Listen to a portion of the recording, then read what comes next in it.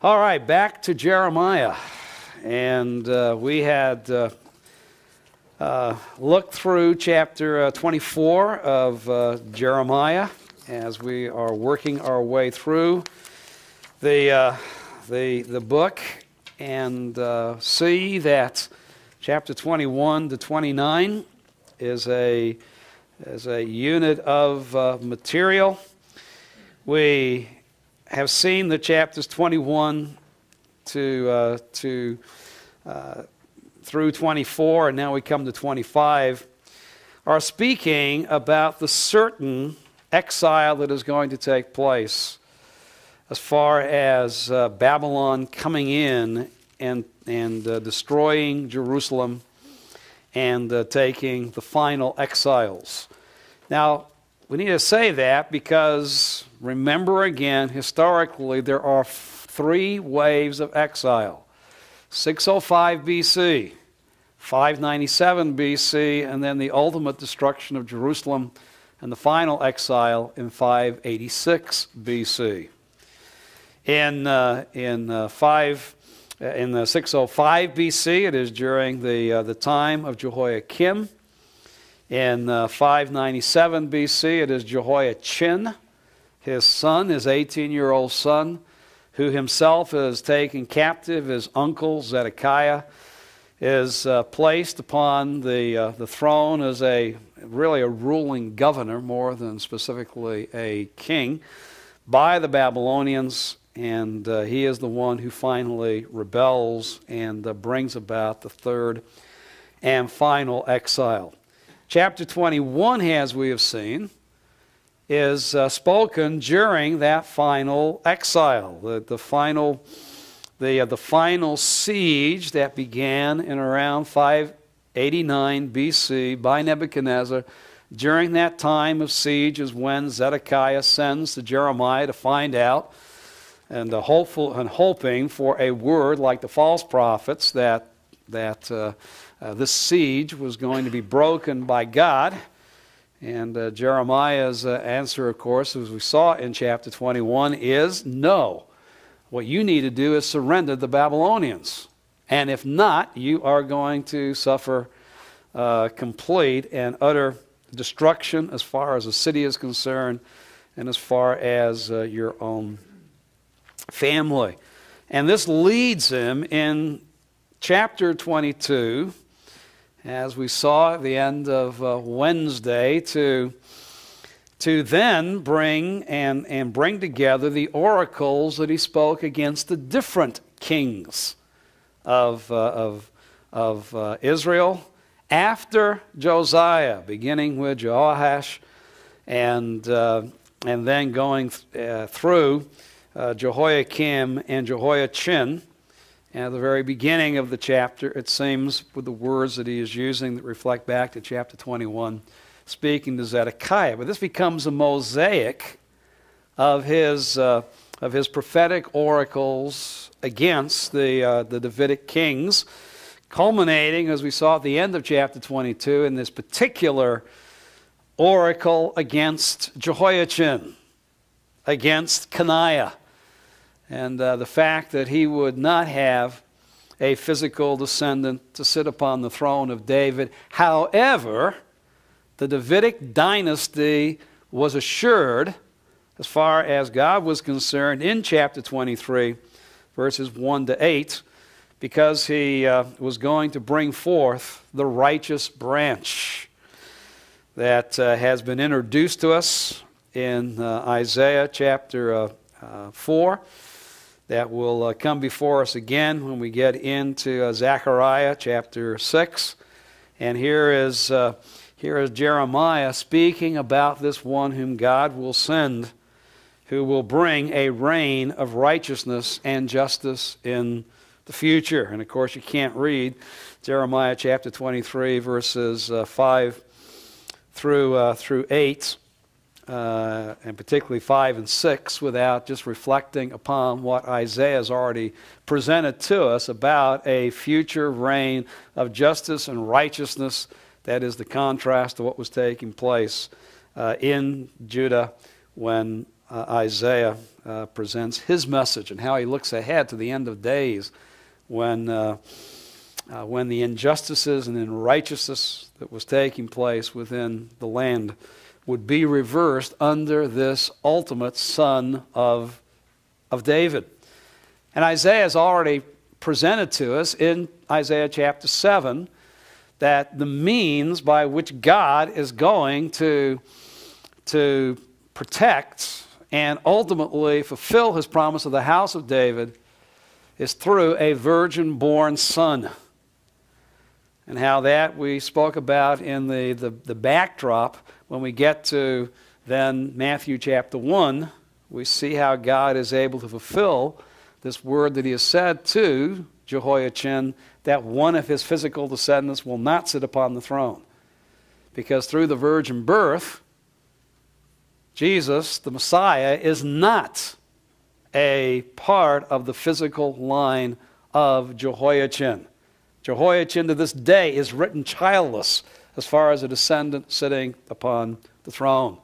And David receives his Davidic ancestry through Mary, who comes through another son of David, not through the Solomon kingly line that had been established within the Old Testament.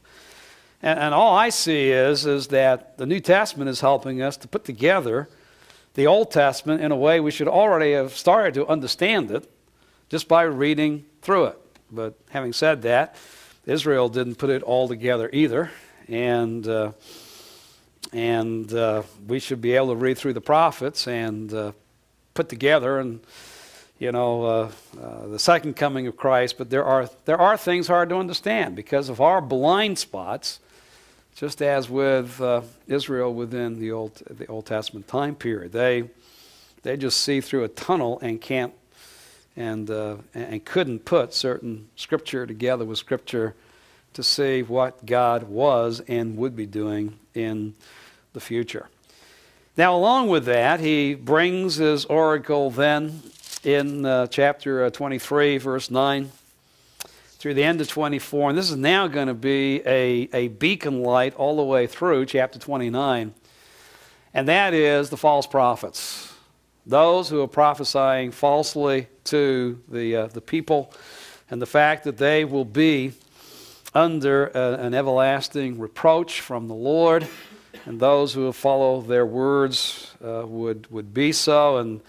And in chapter 24, as he talks about the good figs and the bad figs, which is not a statement of ultimate righteousness and ultimate salvation, all that he is saying at this point is okay, the false prophets are saying, and we pick this up in a couple of chapters, that, all right, even though there has been some who've now gone into exile, 605, 597 BC, that captivity is going to be broken very quickly, and God is going to bring them back to Judah and Jerusalem.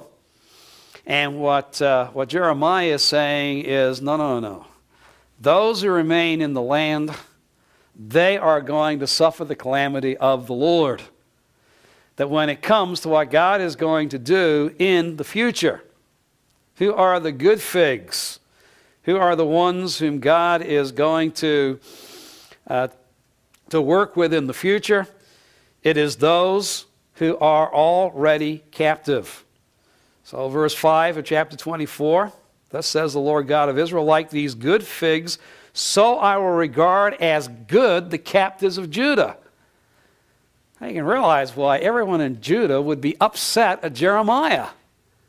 You're saying that the people already in Babylon have it better than us.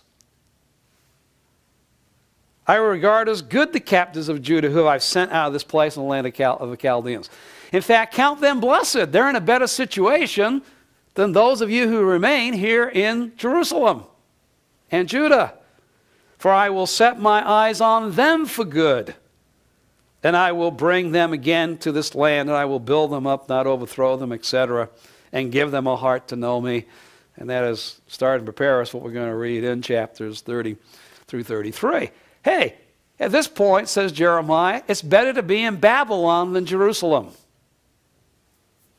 The bad figs, the figs that cannot be eaten due to rottenness, verse 8, So I'll abandon Zedekiah and the remnant of Jerusalem and the one who dwells in the land and the ones who dwell in the land of Egypt. And I will make them a terror and an evil for all the kingdoms of the earth, a reproach, a proverb, a taunt, a curse, in all the places where I will scatter them.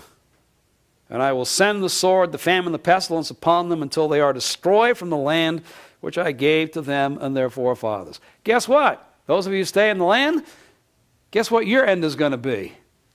Death.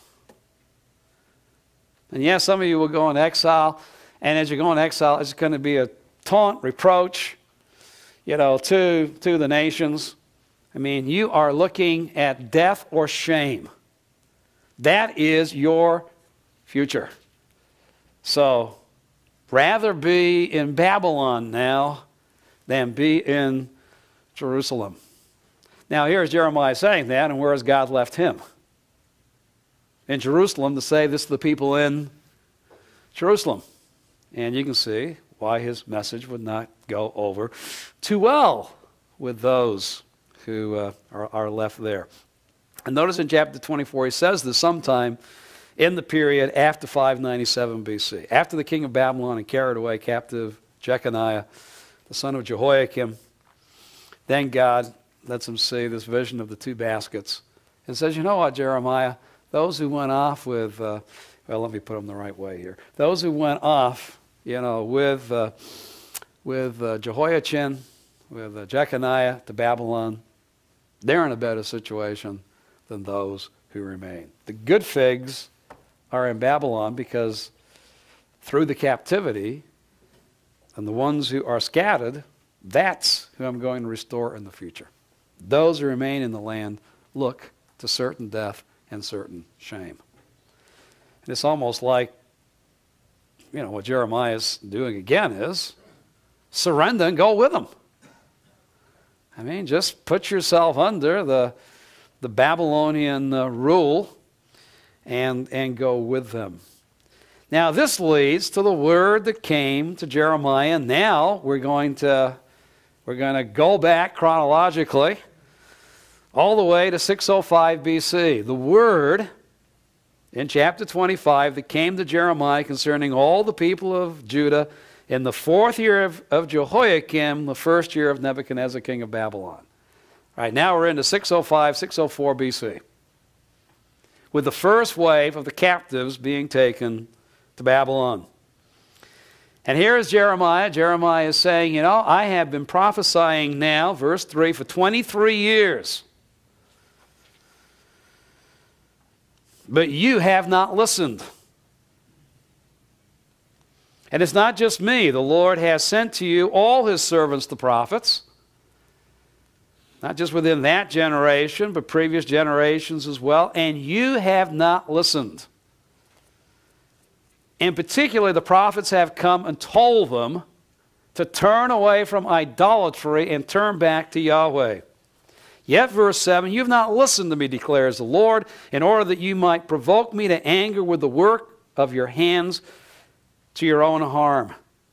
Okay, the prophets have come and said, Judah, give up idolatry.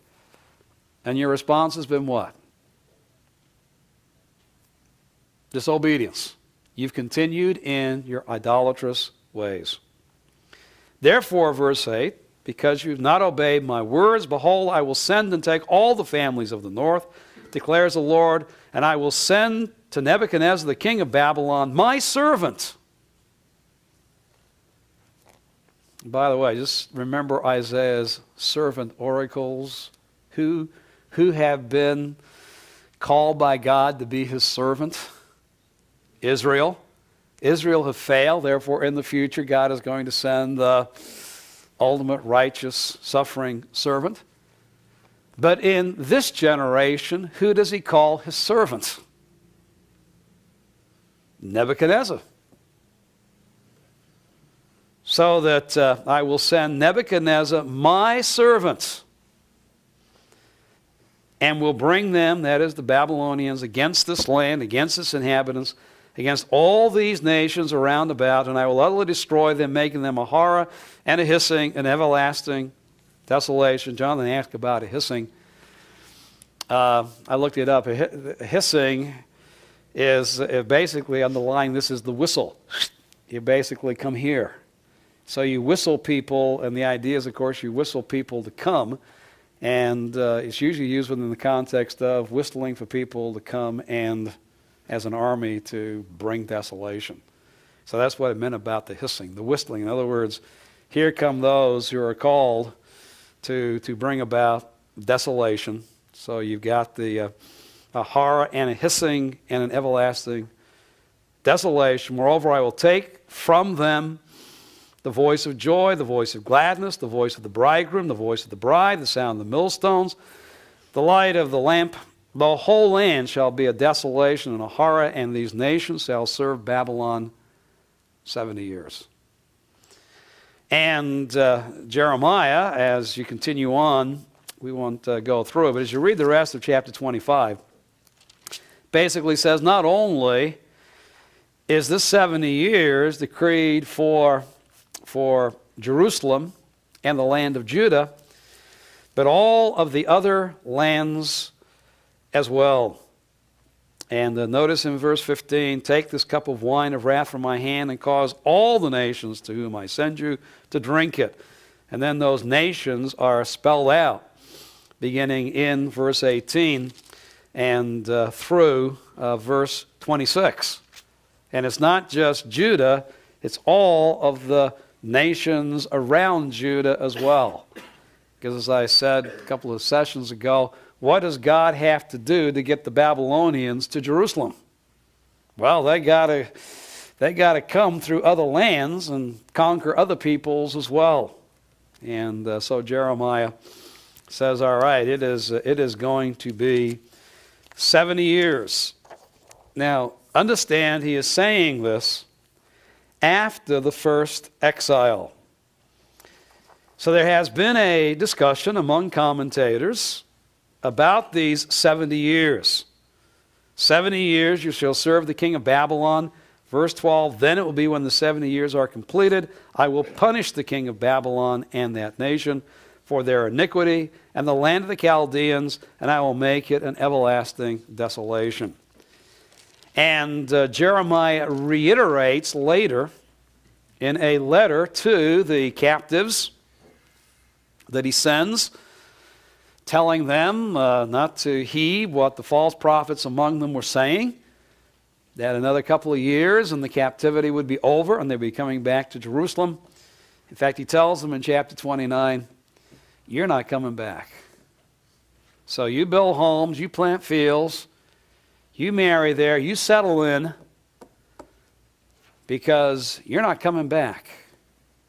In fact, more than that in chapter 29, verse 7, seek the welfare of the city where I've sent you, and pray the Lord on its behalf for its welfare. For in its welfare you will have welfare. Not only settle in, but pray for Babylon and pray for its well-being. Because in its well-being will be your well-being. And again, he brings up in verse 10, when 70 years have been completed for Babylon, I will visit you and fulfill my good word to you to bring you back to this place. And specifically, that's the plan that the Lord has for Israel, a plan for their welfare, to give you a future and a hope, an immediate hope that after 70 years, there would be a remnant that would return, and then ultimately when we get to chapters 30 to 33, that ultimately the exile itself, all the peoples that have been scattered from Judah and Israel previously, would finally be brought back to the land for the final restoration that God promises. That's the particular plan. So 29:11, some of you made that your life verse, which is all right by application, but understand specifically what the hope in the future is within the context. It's not getting through seminary. It's not getting a wife when you finish seminary. It's not getting a good church in the future or da-da-da-da-da-da. All right. It is a principle, though, that God is at work in the lives of his people, ultimately seeking their well-being, not their disaster. But specifically, it relates to Israel's future hope within this context. Well, back we come to the 70 years, because it's reiterated there a number of years later in chapter 29. Well, what is this 70 years?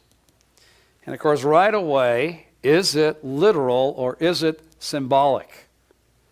Does 70 years stand as a symbol for something? In fact, Psalm 90, verse 10 says that basically the age span of man was what? 70 years.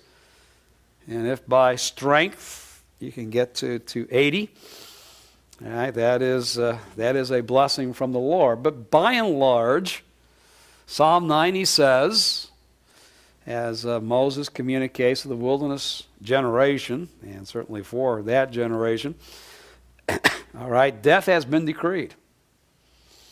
And this is going to be true from this point on. So it's a lifespan, so that people, so some say, and Reichen doesn't know whether it's literal or symbolic. It can go either way. Thompson takes it as symbolic and says probably the best understanding is to see it as a lifespan. All right, that a generation will pass before the destruction of Babylon takes place. And broadly, that is true. Okay, one generation dies, and the next generation is released from the captivity. Much the same way that we have within the wilderness generation. One generation passes away in the wilderness so that the next generation can go into the land. So it's a lifespan, or possibly an appropriate or complete period of punishment. That once you've had 70 years of punishment, well, that's about as long as punishment should go. So it's either symbolic of a lifespan, it's going to be the next generation, or an appropriate or complete period of punishment. However, when we read of these 70 years later on in Daniel and 2 Chronicles, and remember 2 Chronicles was written after Jeremiah, that when we read these passages, it is not viewed in a symbolic fashion. In fact, 2 Chronicles 36 is extremely precise about this in verses 21 and 22, particularly verse 21, that they stay in Babylon, verse 21, to fulfill the word of the Lord by the mouth of Jeremiah until the land had enjoyed its Sabbaths. All the days of its desolation it kept Sabbath until 70 years were complete. Now, the indication of the chronicler is, all right, Israel comes into the land, and God had said every seventh year the land was to rest. And in the land resting, all right, the people were to gather in assembly and listen to the word of the Lord being read and come to fear him and obey him. And of course, we look through the Old Testament and we see there wasn't a whole lot of fear and obedience on the part of Israel as they came into the land.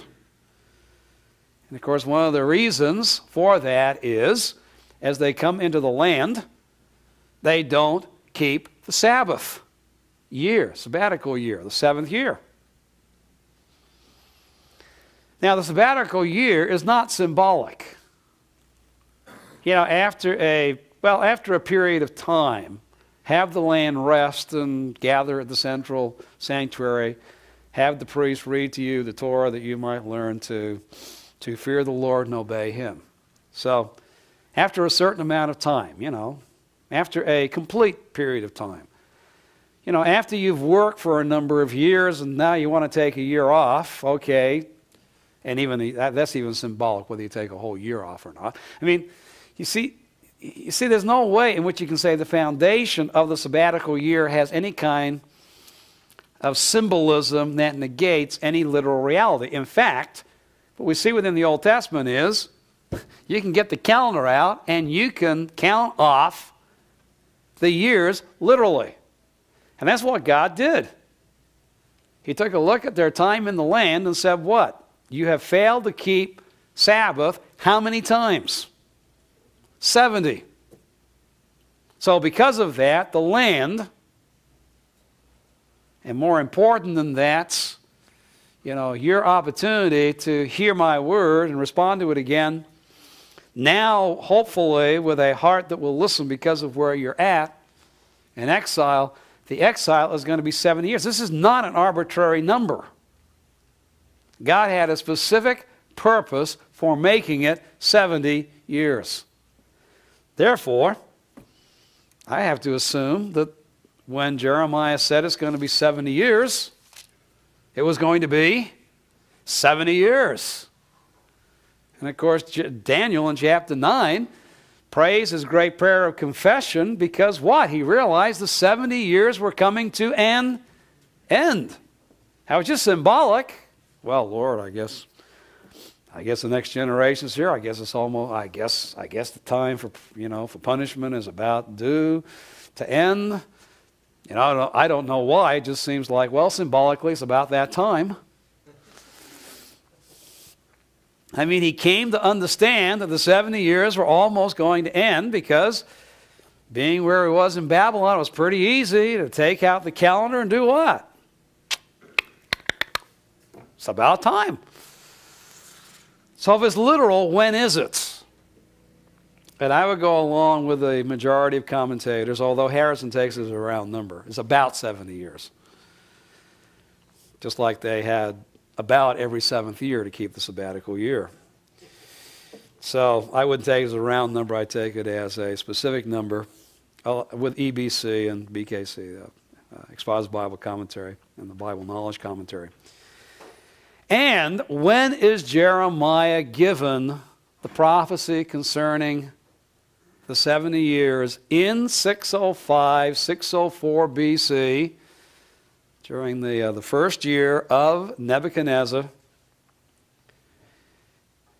with the beginning of the exile having just taken place.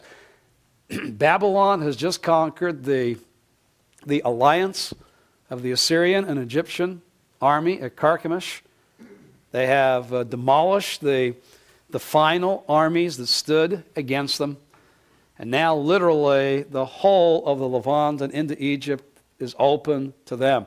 They, in 605 BC, became the ultimate dominant power within the ancient Near East. And God says, all right, now, the time period that Israel was going to be under the domination of the king of Babylon before they were going to be defeated, for the land to suffer desolation and horror, and all these lands around Judah as well, was going to be 70 years. That begins in 605 BC, and with an inclusive reckoning would end in 537 BC. For it was in 539 BC that Cyrus defeats the Babylonians. In 538 BC, makes the decree that not only Israel, but other peoples who have been captured and taken captive by the Babylonians could return to their lands. And from everything that is seen, once the decree is issued, it then takes about a year for the Israelites, and we'd assume also the other peoples to start to make their way back under those decrees. So they return back to these lands that have been conquered and made desolate by the Babylonians. So broadly, 605 to 537 BC, and with the inclusive reckoning 537 BC, would become the 70th year So that here we have the 70 years coming to a conclusion, and the years that were decreed. Some take it on the basis of the temple. But you'll notice in chapter 25 and chapter 29, there is no statement by Jeremiah of this relates to the destruction of the temple and the rebuilding of the temple. It is being taken captive from the land, and the land becoming a desolation, and then ultimately being able to return. That's what would lead me to see B1 as the 70 years that Jeremiah was speaking of. All right, any questions on that before we proceed? This obviously is a major interpretive issue. What motivates the symbolic view? Because I don't believe you can get a literal 70 years. Is that based upon extra-biblical information? That they base their decision? Well, they would emphasize, all right, Babylon came to power 605 and is defeated in 539, and that's a couple of years short. So it needs to be viewed, like Harrison, as either a round number, because he takes this but would see it as 605 to 539 BC and say, okay, it fell 2 years short. So because of that, 7 is just a round number. It's not a specific amount of years that you can count off, and then Israel will be able to return back to the land, which is, again, the context of both chapter 25 and 29. Settle in, because you're not going to come back here until the 70 years have been completed. And it is that, the same lack of precision that is viewed on the part of some when if you want to say extra biblical, but that's pretty clear cut. But the Babylonians defeated the Egyptians and Assyrians in 605 BC and were themselves defeated in the fall of 539 BC by Cyrus. I mean, yes, it's extra biblical, but that's firm. Can I put it at this point? There is no liberal or conservative who debates those dates, because of how precise the Chronicle of the Babylonian Kings is, and how using the extra biblical means in which we can establish ancient chronology. That by this point it's very, very precise, and so there isn't really a debate on that end. And so since they emphasize that, we're talking 2 years, because it falls 2 years short. They say, okay, the number must be symbolic. Now you got to realize, for the liberals, number one, there is no way this could have been said before the fact. I mean, they just rule out predictive prophecy. Now, broadly, a prophet can look ahead and make some broad predictions. I can make a broad prediction that in 50 years, the Republicans and Democrats will still be fighting in Congress. All right? And if the Lord doesn't come, they probably will. Now, I can take a look at what's happening in the present and anticipate the future. In fact, in looking at the past, from 1930 to 1990, can pretty much say that whatever the Democrats stood for in the 20s is what the Republicans will stand for, and because we don't realize that with Franklin Delano Roosevelt, there was a flip-flop. That basically he ran on a platform of limited government, states' rights, fiscal responsibility. It was the Republicans after the Civil War who had known. I shouldn't get into this American history because this isn't the class, but it's very interesting what happened under the 13 years we had Roosevelt was basically the Democrats and Republicans flip-flopped. So the Democrats took the Republican agenda, and the Republicans took the Democrats' agenda. And now, the Republicans, the Democrats aren't ready to become Republicans, although starting in the 90s, what did Clinton do? Clinton started swiping the Republicans' agenda, trying to out-Republican the Republicans on certain points. And now we have Bush, who's doing what? Trying to out-Democrat the Democrats on some points. So are we in, again, another transition? Who knows? But that's what futurologists do. They try to, off the trends of the past, what's happening in the present, anticipate what's going to happen in the future broadly. And that's the way the liberals view the Old Testament prophets. That whole illustration was to try to get the fact that's how the liberals view the prophets. The prophets can't look 50 years ahead and make a precise prediction, or 70, or 150, or beyond. Isaiah can't, in around 700 BC, speak about a virgin birth that's going to take place 700 years later. That's just impossible. It's unrational. Man can't do that, which is true. But God can. All right? And so what leads them to the symbolic point of view is,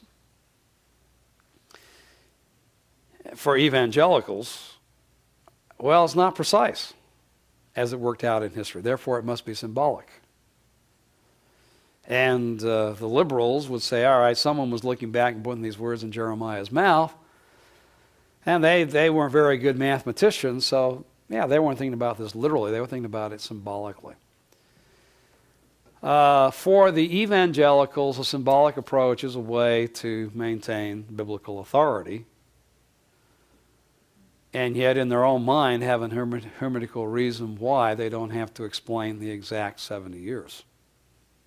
If the truth be known. Now, they wouldn't say it that way. They would just say that when even you say, when the literal sense makes sense, seek no other sense. When it doesn't, look for another sense. Okay, we look for the other sense. We're practicing good Protestant hermeneutics at this point. So, I'll just leave it at that. You just have to read the commentators, and as you can see, even someone that I would say as evangelical as Riken, as biblically orthodox as Riken,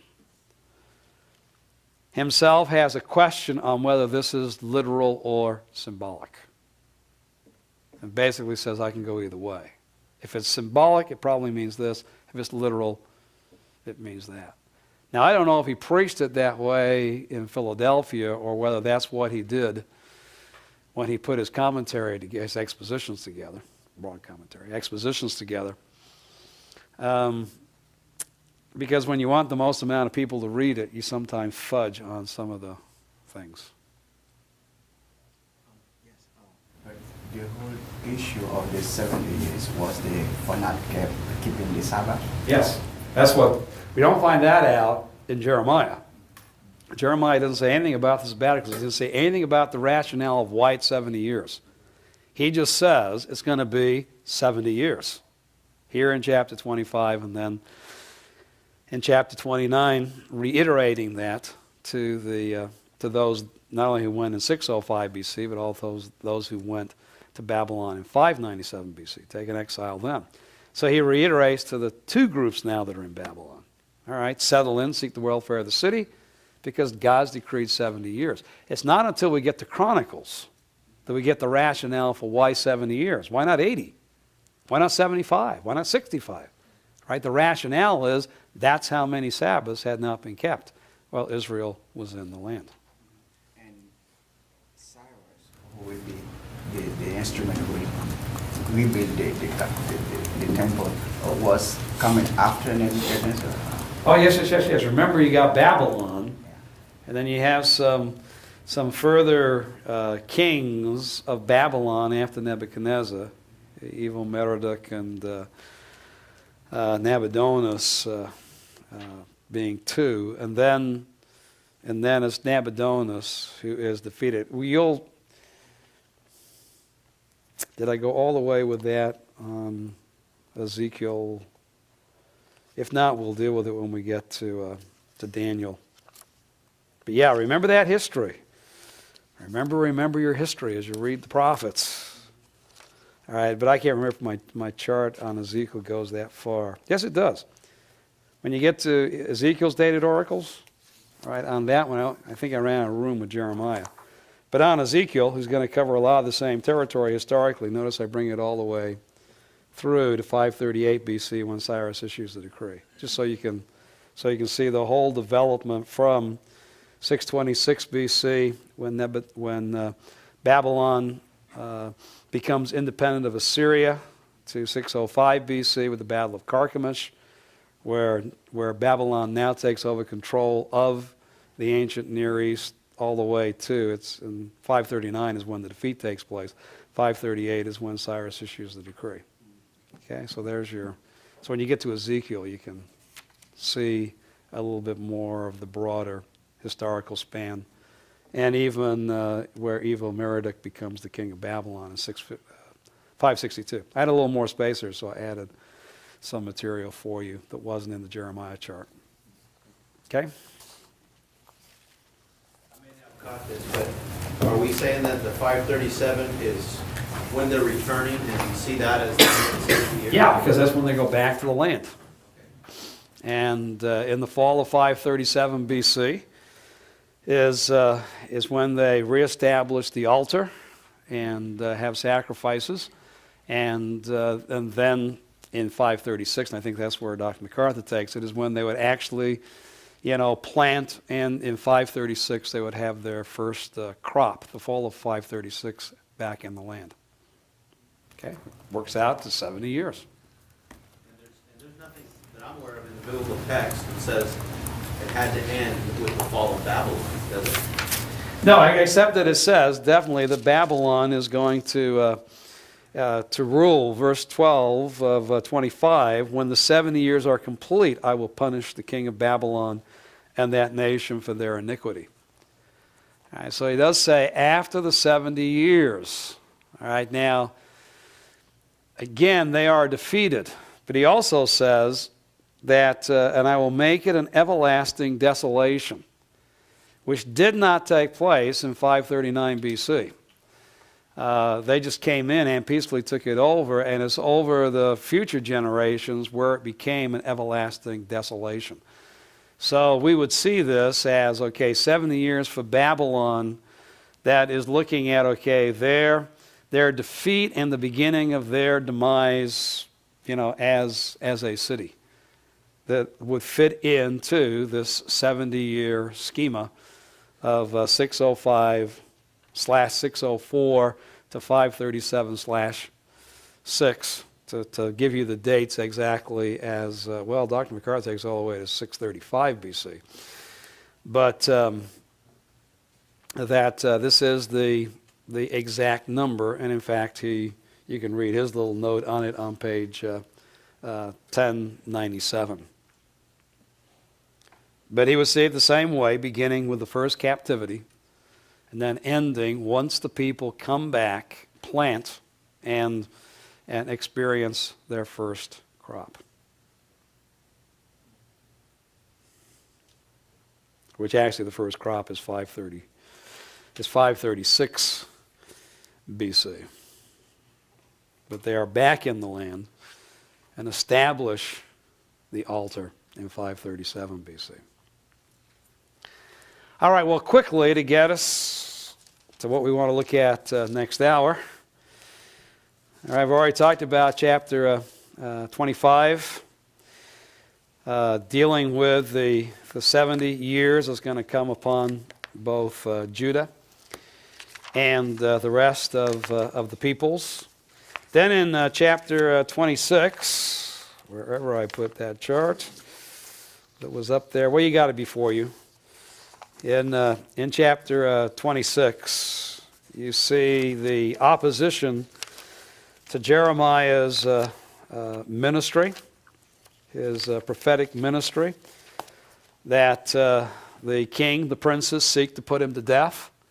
If some of the elders had not risen up, we've already talked about this, to defend him, he would have been put to death at that point. In fact, another prophet, Uriah, was put to death at that time in about 609, 608 BC as Jehoiakim has become the king. Remember, this is the temple discourse that is the same temple discourse as is seen back in Jeremiah chapter 7. Then in 27, 28, and 29, we see Jeremiah dealing with the false prophets. First, in 27 and 28, in Judah, and in chapter 29, in Babylon. In chapter 27, God says, verse 2, to Jeremiah, "Make for yourselves bonds and yokes, and put them on your neck." Okay, now this is in the beginning of the reign of Zedekiah. So this is sometime early in Zedekiah's reign, and he became king in 597 BC, so 596, 595 BC. Okay, take and make this wooden yoke and put it around your neck, Jeremiah, as an illustration of what is going to take place to Zedekiah and the people. In fact, verse 8, "It will be that the nation of the kingdom which will not serve him, Nebuchadnezzar king of Babylon, which will not put its neck under the yoke of the king of Babylon, I will punish with the nation, the sword," etc., etc. Whereas the yoke was, all right, put yourself under the yoke of Nebuchadnezzar. And Zedekiah is called to submit, which of course he refuses to do. Now, with this yoke of Jeremiah, it came about, chapter 28, in the 4th year of Zedekiah. Now, we fast forward to 593 BC, and we have this prophet Hananiah, who issues a false prophecy that within 2 years, the captives are going to return back to Jerusalem. And Jeremiah sarcastically says in verse 6, "Amen, may the Lord do so. That would be my hope as well. Yet," verse 7, "hear this word. The prophets who were before me and before you from ancient times prophesied against many lands, against great kingdoms of war, calamity of pestilence. The prophet who prophesies of peace, when the word of the prophet shall come to pass, then that prophet will be known as one whom the Lord has truly sent." All right, now, Jeremiah has been prophesying destruction, defeat. Hananiah is prophesying restoration. All right, well, you'll find out who the true prophet is when there's either desolation or restoration. Hananiah didn't like what Jeremiah had to say. In fact, took the yoke from the neck of Jeremiah. Now, I don't believe he's necessarily been going around for 2 or 3 years with this yoke around his neck 24 hours a day, but he has it at that point around him, and Hananiah takes the yoke and breaks it. It's just a wooden yoke. And says, verse 11, "Even so will I break within 2 full years the yoke of Nebuchadnezzar, king of Babylon, from the neck of the nations." Then the prophet Jeremiah went his own way, no longer yoked with this wooden yoke. And yet the further word of the Lord comes to Hananiah saying, you have to wait 2 years. Hananiah is going to die this year. And so in verse 17, Hananiah the prophet died in the same year in the 7th month. So this takes place in the 5th month, and 2 months later, Hananiah is dead. Pretty good indication of who was the true prophet and who wasn't. And it wasn't just Hananiah's death. That was his own particular judgment for saying he had the word of the Lord when he didn't. But within 2 years, it becomes pretty clear by 591 BC that Hananiah's word is inaccurate and Jeremiah's is true. Now, why is that important? because Zedekiah continues his opposition, his rebellion against Babylon that leads to the final siege, etc. Here is Zedekiah who is refusing to listen to the word of the Lord. And then in 29, right, not only do we have false prophets in Judah, we also have false prophets in Babylon. And this should prepare you to read Ezekiel, who is a true prophet in Babylon. And guess what he will have to deal with in Babylon? False prophets among the exiles, among the captives who have already gone from Judah. Well, Jeremiah 29 has already prepared us for the fact there are false prophets there. In fact, prophets that he speaks about in verse 21. Speak concerning Ahab and concerning Zedekiah, who are prophesying to you falsely in my name. And verse 24, to Shemaiah, you shall speak, saying, because you sent letters in your own names to the people who are in Jerusalem, and to Zephaniah. In other words, the false prophets in Babylon were even sending letters back to Jerusalem with their false prophecies. So guess what God commands Jeremiah to do? As a true prophet in Jerusalem, if the false prophets are sending letters from Babylon to Jerusalem, as a true prophet, you send a letter from Jerusalem to Babylon and communicate to those in Babylon that, as we've already seen, they are to recognize they're not coming back.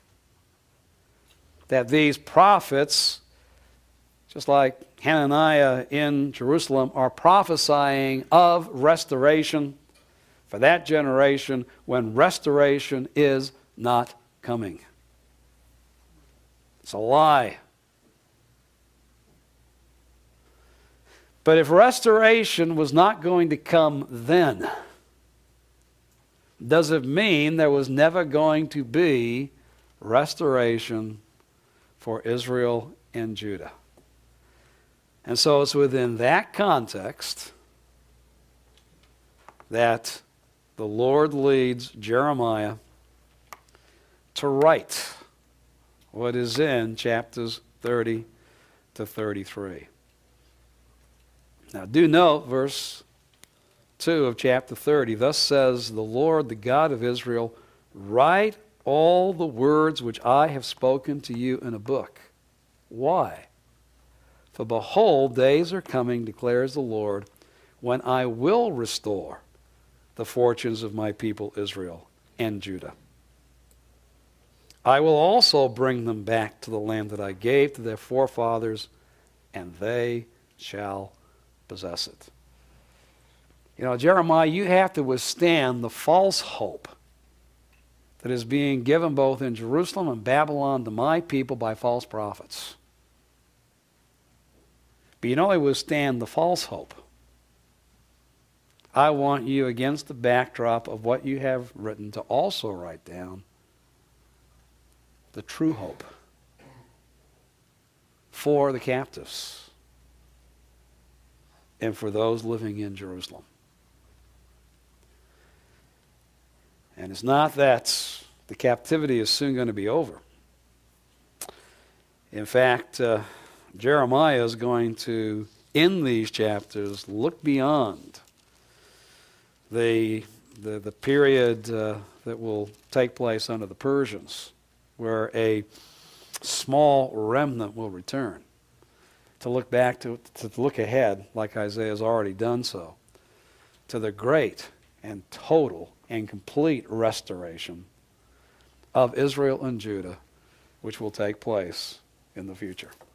Right? So if this is a false hope, what's the true hope? And so do realize that as you read chapters 30 to 33, it really is God's answer through Jeremiah to the false prophets of chapters 27 through 29. that God now is going to give his true word. This is your hope. This is the plan I have for you for your good. This is what I am going to do for you in the future. I know the plans I have. Plans for you.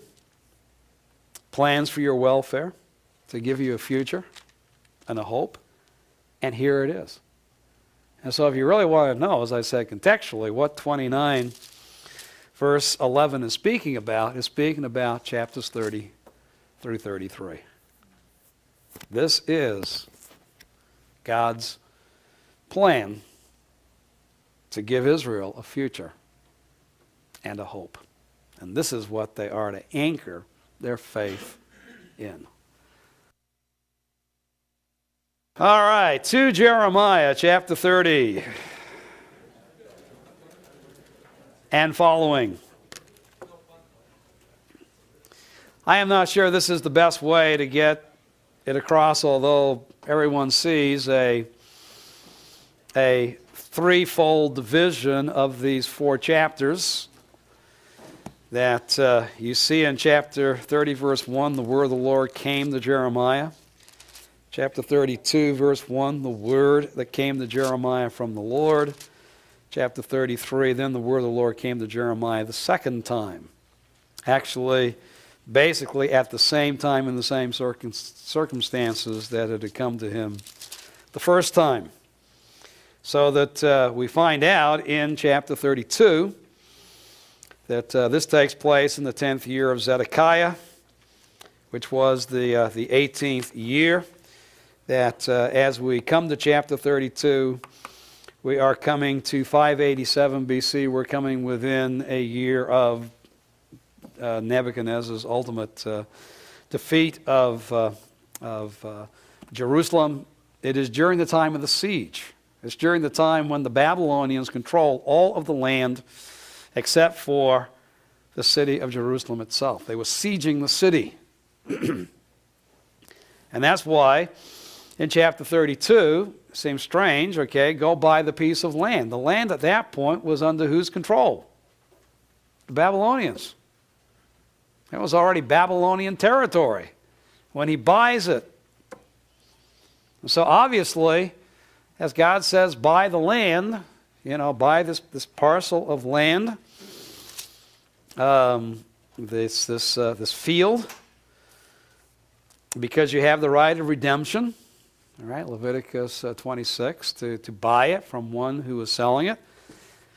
But you got to realize, if it's already under the Babylonian control, and the Babylonians are going to control it for the next generation, and Jeremiah's going to be dead by then, why buy the land? Unless what? The land is going to be restored in the future.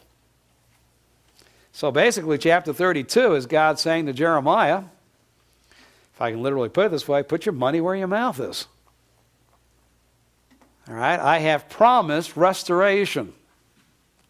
And so buy the land as an indication of your trust in coming restoration. So, to break it down, I talk about the promise in poetry, because you'll notice that chapter 30 and 31 are essentially poetry, although the New Covenant's declaration is in prose, not in poetry. So when I say the promise in poetry, realize I'm just getting my P's. I'm like Dr. Mayhew looking for another P in the dictionary that talks about the restoration of Israel and Judah declared. Here are the oracles of restoration essentially given to us. Then I talk about in chapter 32 the promise in parable. It's not a New Testament parable, but it's an illustration. The restoration of Israel illustrated. An example is given that helps us to lock in to what Jeremiah is saying. The land ultimately is going to be restored to its original tribes, to its original families. And that's why he should pay the price to redeem the land that was on the market at that point.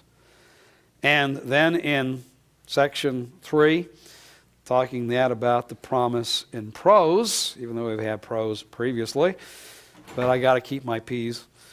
And here is the restoration of Israel and Judah reaffirmed. Now, very important is as we begin to hear the echoes of the Abrahamic covenants. Jeremiah says in verse 3 of chapter 30, we've already read it, I will also bring them back to the land that I gave to their forefathers. Okay, who are the forefathers of Israel? Who received the title to the land? Abraham, Isaac, Jacob. And they shall possess it. Right, so just as it was given but not taken and fully possessed unto Joshua, now it is going to be given and they will possess it in the future. Right there, the very statement that Jeremiah has made echoes the Abrahamic covenants as he concludes in chapter 33. Verse 26. There is a reminder that if the covenant with the day and night does not stand, the fixed pattern that had been established at creation, that the sun and the moon were for signs and reestablished, Genesis chapter 8 in the Noahic promise. So here there is an echo of the Noahic covenant behind all that is taking place, but that's not Jeremiah's focus. But in verse 26, and I would reject the seed of Jacob and David, my servant, not taking from his seed rulers over the descendants, the seed of Abraham, Isaac, and Jacob. But I will restore their fortunes and have mercy on them. All that God is doing to ultimately reestablish the kingship and the priesthood, chapter 33, over Israel, over Jacob, he then reminds Jeremiah and us, through Jeremiah at the end here, that that seed that is going to have the kingship and the priesthood re-established over them is the seed of whom? Abraham, Isaac, and Jacob. Again, echoing the promise that was given to Abraham. Therefore, from beginning to end, as you're reading chapters 30 to 33, and Jeremiah doesn't come right out and say, I'm talking about the ultimate fulfillment of the Abrahamic covenants, but with these echoes at the beginning and the end, he is saying, all right, underlying everything I am saying is what covenants? The Abrahamic covenants. All right, and so we can think about our chart here. All right. Behind the restoration is the Abrahamic covenant. Now he's going to focus, though, more precisely in chapter 31 on what? What now is going to be the means that God is going to use to change the heart of the people so when they come back in the land, they will be fully obedient to the Lord so that he can bless them within the land. It is not going to be by means of the Mosaic covenant, it's going to be by means of the new covenants. And in chapter 33, as they come back into the land, God is going to fulfill his covenant to Phinehas, Numbers chapter 25, in raising up their perpetual priesthood, and he is going to fulfill his covenant with David, an everlasting covenant that his seed will rule righteously upon the throne. Now the anchor between the Abrahamic and the Davidic, and we could even add here, and I'll draw the line a little further back as the priestly covenant is made before the Davidic covenant. The anchor, and then there is no priest for a time until ultimately, the anchor between the priestly and Davidic covenants to the fulfillment of the Abrahamic covenants is what? What is necessary for all of this to come to pass? The new covenants. All right, so that gives you a little bit of the broad perspective of what is taking place within these chapters. Now, in chapters 30 and 31, and let me just put my text up here, New American Text, and then zero in. All right, you can see that after the introduction, and where it is stated, days are coming. That then we see, thus says the Lord. This is what the Lord says, thus says the Lord. You get down to verse 12, thus says the Lord. So the breakdowns of 4 to 11, 12 to 17, 18 to 22, 30:23 to 31:1, and 31:2 are all based upon, all right, Jeremiah will say it again and again, as he will say here in 37, for thus says the Lord. But then when we come over to chapter 31, verse 23, thus says the Lord. And now as he speaks, he will then look ahead, beginning in verse 27. Behold, days are coming. Reiterates what he had said back in chapter 30, verse 3, and will state it 3 times, not only in 30:27, but in 31:31, behold, days are coming. And then in verse 38, behold, days are coming. So that in his statement, overarching, days are coming, thus says the Lord. And we won't have time to look at this blow by blow, but as we then get to the issues that Jeremiah speaks of, he speaks about the fact that he begins with the nation is going to be chastened.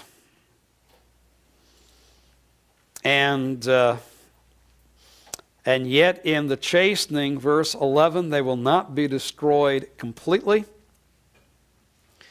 so that even with this great distress that is coming, this chastening that is going to come upon the nation in the future, God is ultimately going to bring deliverance. And it's very interesting in verse 8, to show you the tie-in with what has just taken place.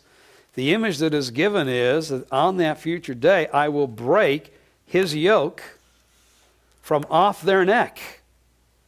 That should remind you of something that just took place. Not only historically, but also within the text. As far as Hananiah saying, okay, the yoke of the Babylonians is going to be broken. All right, now Jeremiah is looking ahead to Israel's chastening as they are under great distress, and how God is going to break the yoke. So that even though they're going to be chastened, they won't be destroyed, and God will save them. Then in chapter 30, verses 12 to 17, notice now he looks at Israel not as one being chastened. He looks at the nation as being one that is sick. Goes back to the same imagery we saw in Isaiah chapter 1. For thus says the Lord, verse 12, your wound is incurable, your injury is serious. And again, with the law court, there's no one to plead your case, that you need to be healed. Kind of like the ancient days are back again. That, it's the physician and the attorney together who are necessary. You need an attorney to appeal to the physician to do what he should, but there's no one to heal you. You're sick. And yet in the end, we see in verse 17, I will restore you to health. I will heal you of your wounds. So that the future restoration is viewed as a deliverance from chastening. The future restoration is viewed as a healing from spiritual sickness. The future is looked at as a time of material prosperity, as a time from desolation, from poverty to blessing. Thus says the Lord, I'll restore the fortunes of the tents of Jacob, etc., in 30:18. And then in verse 23, behold, the tempest of the Lord, wrath has gone forth. The Lord will not turn back his anger until all is completed. There's going to be judgment upon the wicked. That will lead then to the national restoration, first emphasis upon Israel,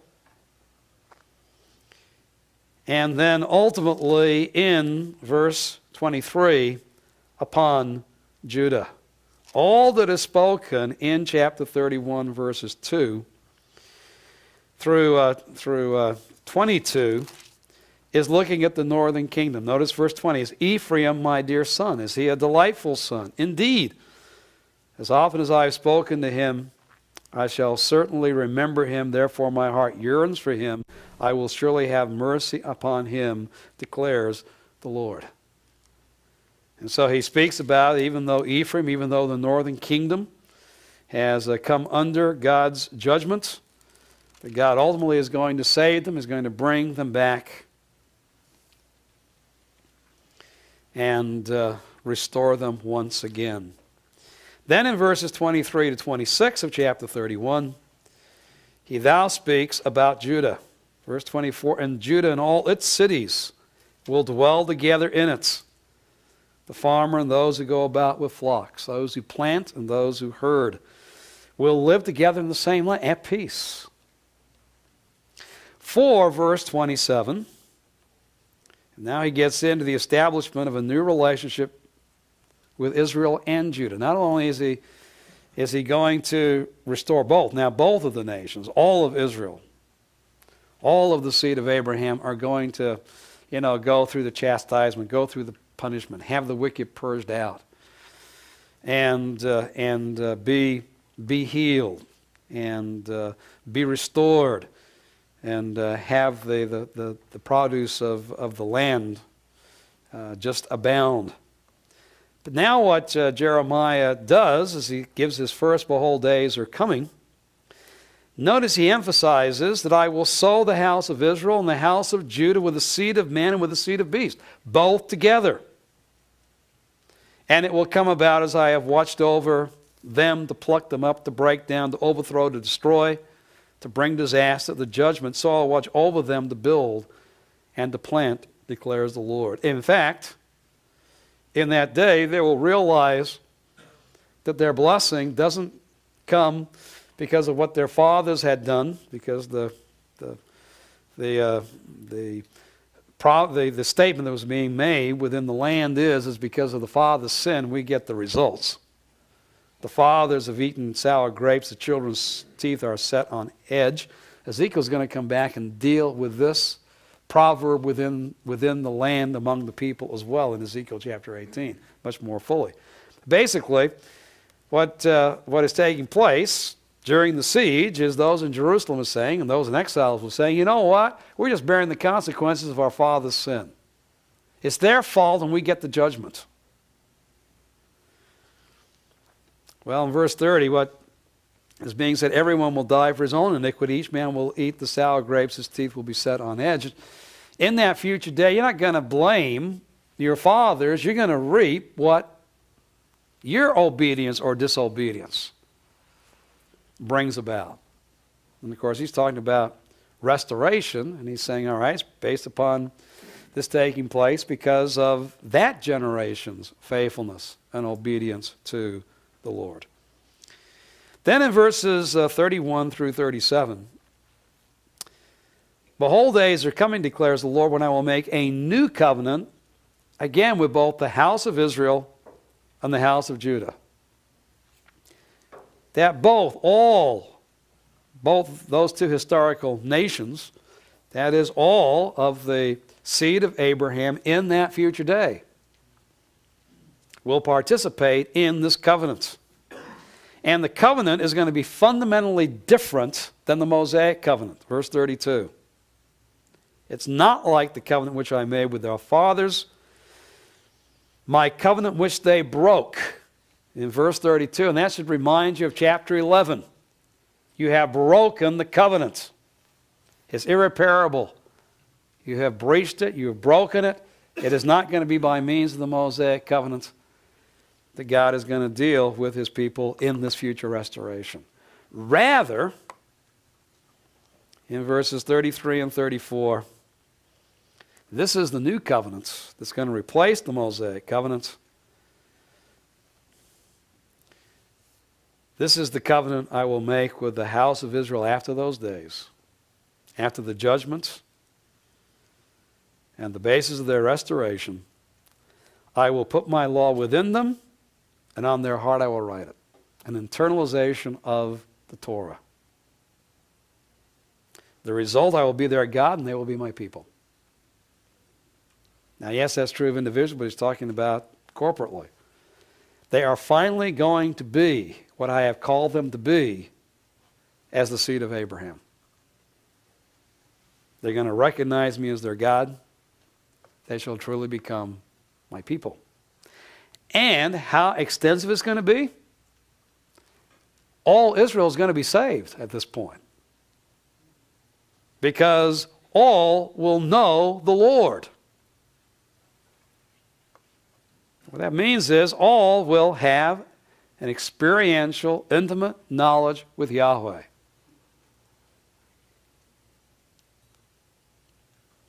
For I will forgive their iniquity, and their sin I'll remember no more. And on the basis of the new covenant, each individual Israelites, and therefore the corporate whole, will be forgiven. So forgiveness is foundational. They're going to be forgiven of the past and brought to be God's people, knowing the Lord, because Torah will be written upon their heart. That will lead to their continued obedience into the future. Scott, you had a question? I just thought maybe you could mention, when you look through the Judges, Israel was faithless and God restored them over and over again. So this is nothing new. Israel's unfaithfulness is nothing new. Why is it now that the covenant is broken in this sense? And is it broken in the sense that there is no hope for them to enter into the blessings that God promised through the covenant? I mean, it's well, through the Mosaic covenant, yes. In other words, the Mosaic covenant is null and void. Again, let's think in terms of our chart. All right?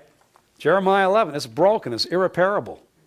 It is not going to be the means that they are going to fulfill God's plan and purpose for them under the Abrahamic covenant. It is not going to be the means of blessing. In fact, the Mosaic covenant has become for Israel and now Judah an instrument of curse.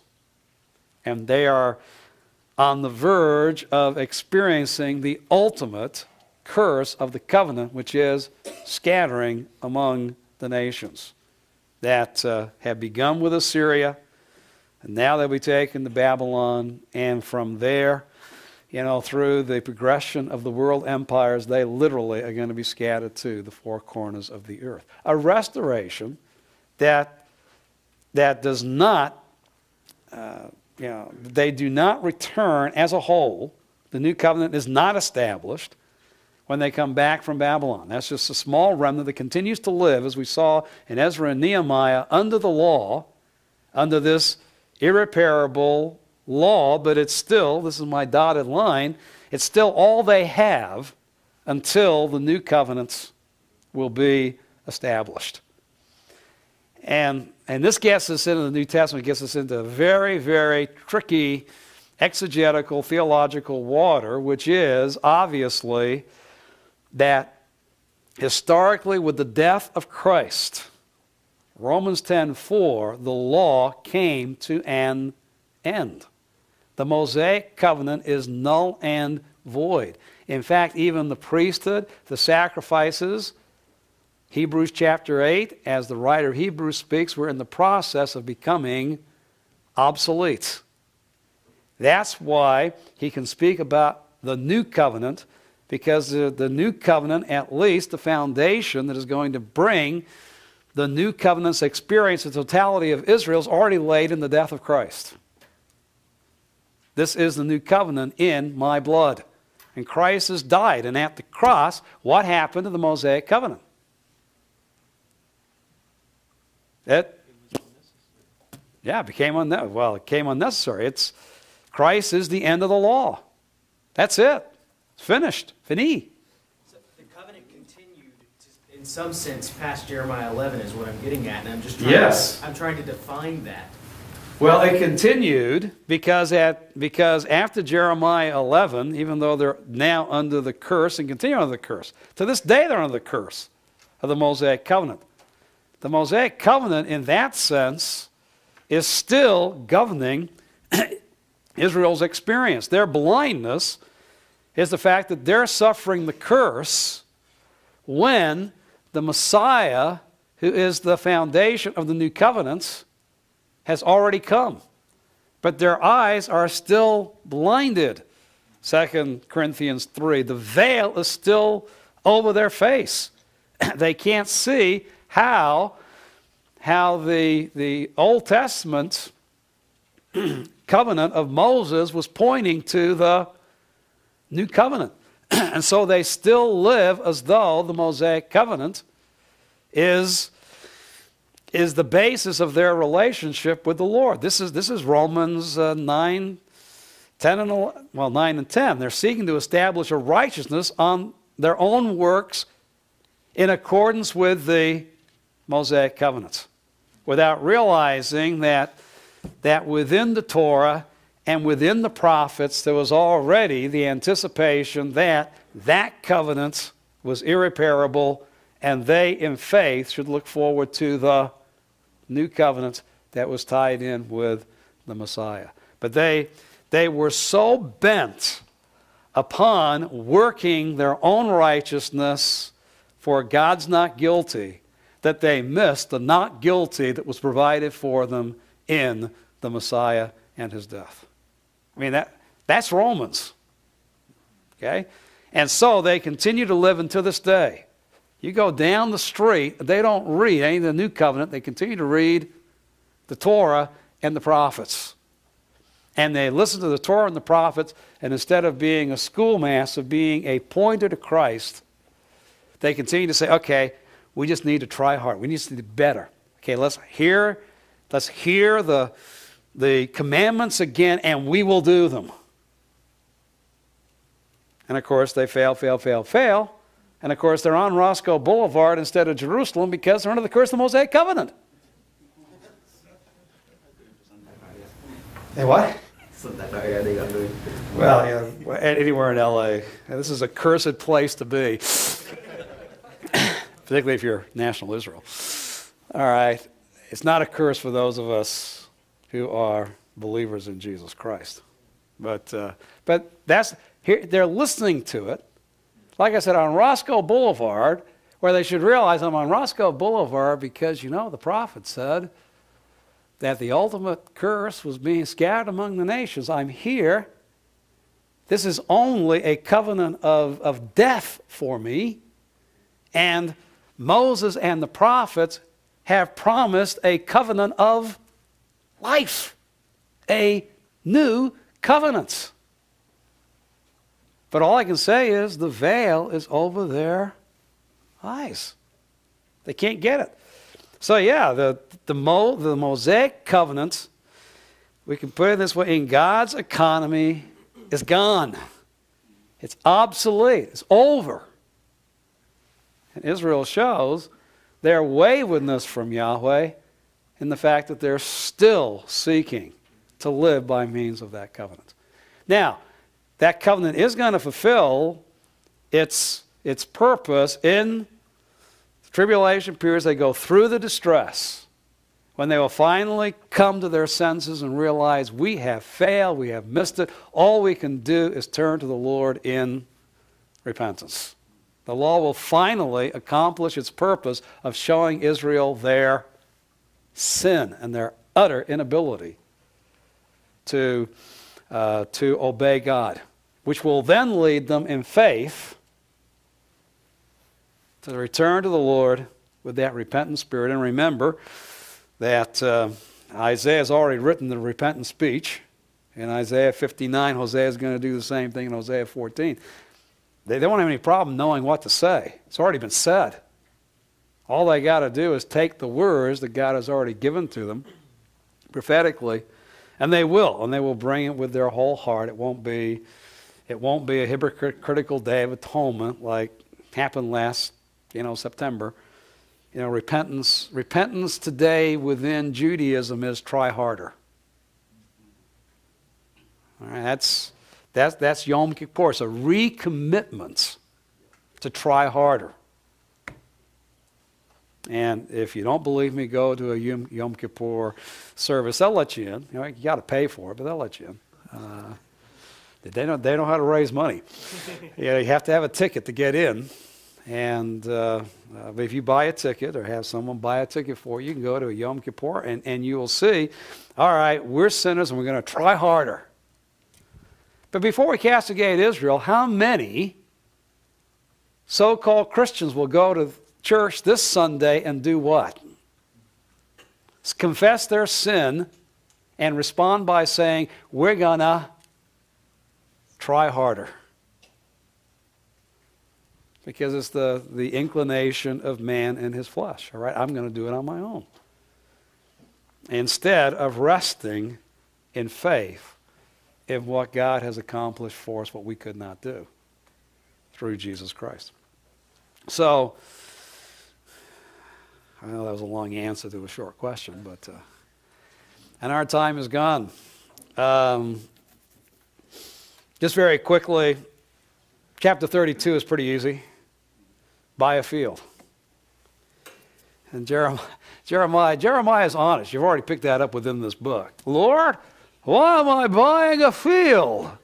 It's like kind of a stupid thing to do.